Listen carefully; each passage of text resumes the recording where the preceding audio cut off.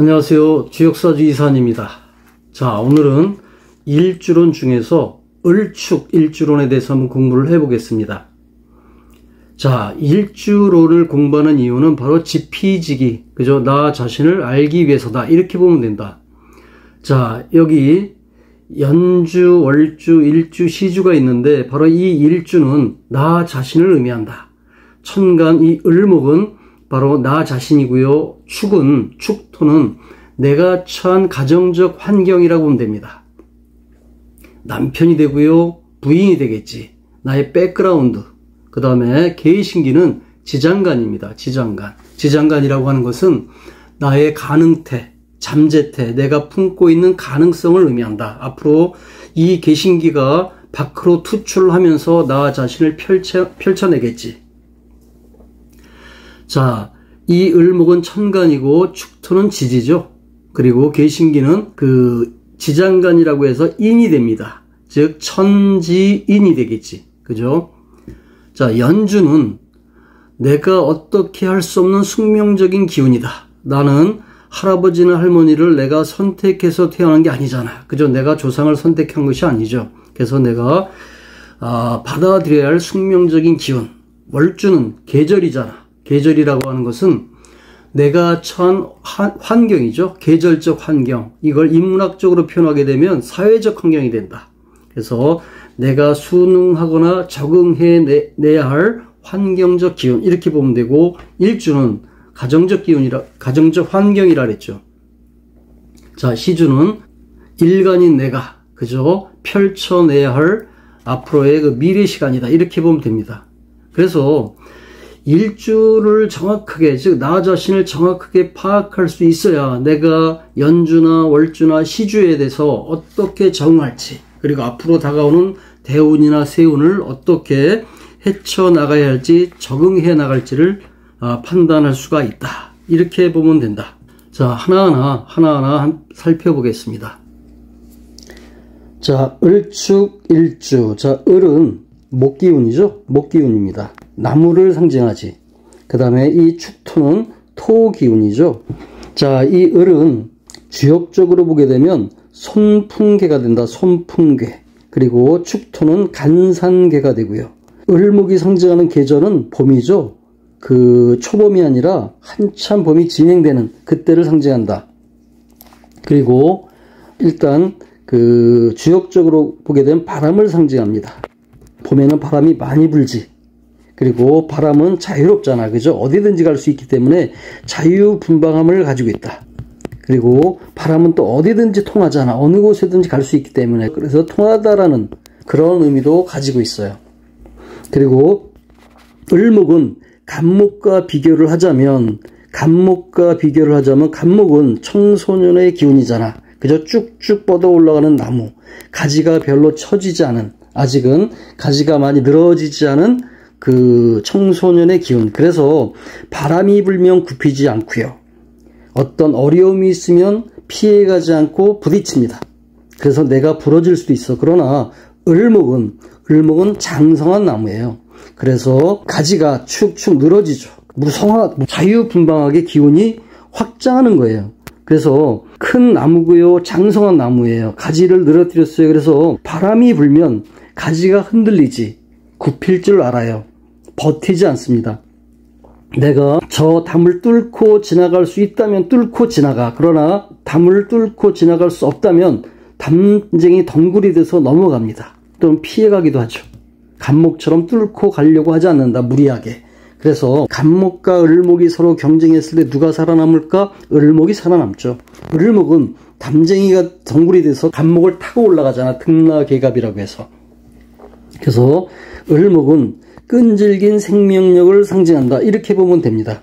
그리고 그 축토는 겨울과 봄 사이의 그 환절기를 상징한다. 그래서 지구가 태양에 가까이 가면서 땅이 따뜻해지기 시작하죠. 곧 시점을 의미해.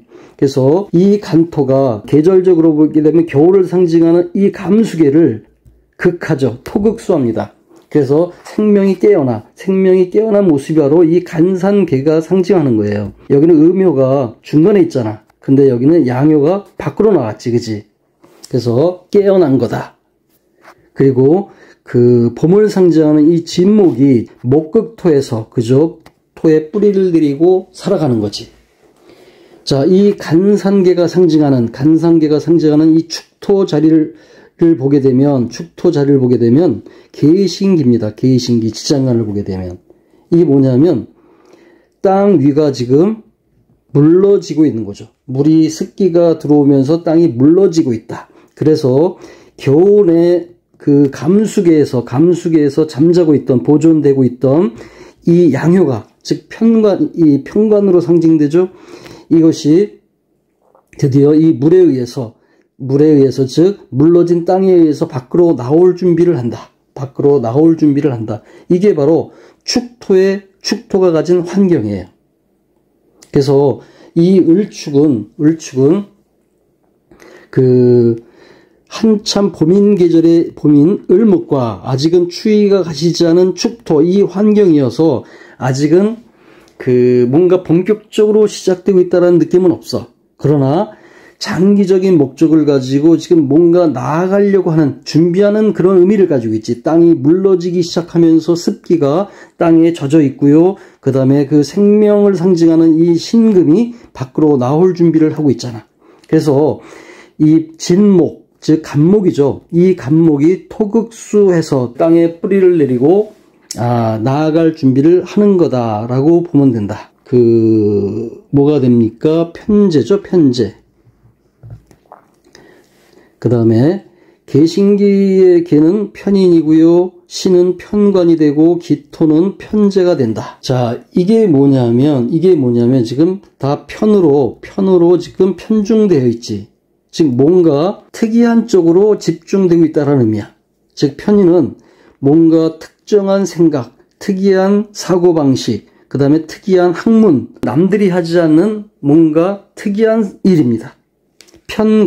편관은 정관보다 거칠지, 그지? 뭔가 자기의 어떤 영역을 거칠게 확장하려는 그런 느낌을 가지고 있어. 편제, 월급 타는 그 정제가 아니죠. 뭔가 투기성, 뭔가 그 내질르는 어떤 느낌, 뭐 이런 거예요. 그래서 한번 터지면 굉장히 터질 것 같은데 뭔가 잘못되면 뭔가 안 좋을 것 같은 그런 느낌도 들잖아. 그지? 뭔가 한쪽으로 쏠리는 기분. 그래서 내년에는 사실은 굉장히 주의 깊게 가야 되는 것이기도 하다. 어쨌든 괴상으로 보게 되면 풍산점이에요. 풍산점. 이 점의 의미는 점점점 할 때 점입니다. 점진적으로 나아가다, 단계별로 나아가다, 이런 의미를 가지고 있어. 이 얘기가 뭐냐면 아직은 땅이 완전히 그 따뜻한 땅이 아니거든. 아직 추위가 가시지 않았고, 그러나 땅이 물러지고 있는 때, 아직은 추위는 완전히 가지 않았어. 그러니까 완전한 준비가 되어 있지 않은 상태에서 지금 나무가 나와 있는 상태거든. 그러니까 춥잖아. 그러니까 아직은 뭔가 본격적으로 진행되는 게 아니야. 그래서 을축을 가지신 분은 그 성정 자체가 준비를 하지 않고 나아가면 안 돼요. 풍산점, 점진적으로 나아가야 돼. 가지고 있는 기운이 굉장히 뭔가 목적을 향해서 나가려고 하는 그런 기세를 가지고 있어. 근데 이것이 잘못 나가면 깨진다니까. 이 경우는 자, 보시게 되면 신금은 감수에서 겨울에 저장되어 있던 생기라 그랬잖아. 이것이 지금 나아갈 준비를 하고 있잖아. 이거는 을 때가 되면 이 을목이라는 나무를 타고 올라가서 지금 장성한 나무잖아. 그죠? 가지가 축축 늘어지고 여기에 꽃을 피울 준비를 하고 있는 거야. 이게 여름의 병화, 즉 병화 자리에 가고 정화 자리에 가게 되면 이 병화는 꽃이거든. 이때 꽃이 핀다고. 꽃이 피고 그 다음에 정화 자리에 가서는 열매를 맺어요. 열매. 그리고 그 병정, 그 다음에 뭡니까? 기토 자리에 오게 되겠죠. 기토. 이 기토 자리에 오게 되면 열매가 땅에 떨어집니다. 이게 주역 괴상으로 보게 되면 곤토 자리야. 이 땅에 떨어지면 알갱이와 쭉정이가 구별되겠지. 쭉정이는 삭히고 알갱이만 선별해. 이 기토가 바로 그런 실리적인 성정을 가지고 있어. 이 기토가 경금에게, 가을 경금, 그 경금에게 수렴시킨다고. 수렴시켜서 저장하죠. 그게 바로 신금이 나아갈 자리예요. 신금이 나아갈 자리. 그래서 목적을 가지고 서서히 땅에서 나와서 나무를 타고 올라가서 꽃으로 필 것이고 열매를 맺어서 가을 경금에게 수렴될 거야. 이런 어떤 장기적인 프로젝트를 가지고 나가는 거야. 그래서 기본적 을축은 주역적으로 보게 되면 점이에요. 점진적으로 나아가다. 새가 앉았다가 이렇게 사는 그칠지자의 의미가 있거든. 사는 음이 지금 양을 꽉 잡고 움직이지 못하게 있는 거야. 이것이 이렇게 돼요. 즉 산이 풍이 되는 거거든. 즉 이 두 번째 음이 도응하면 양면으로 변해요. 그러면 이 땅 밖으로 나와서 자유롭게 움직이고 있는 모습, 이게 바로 을목의 모습이거든. 그래서 을목은 자유분방한 기운이라 그랬잖아. 이것이 점진적으로 단계별로, 그죠? 어떤 목표를 이렇게 세웠으면 한꺼번에 풀짝 뛰어 올라가는 것이 아니라 단계별로 밟고 올라가야 된다니까. 그래서 이렇게.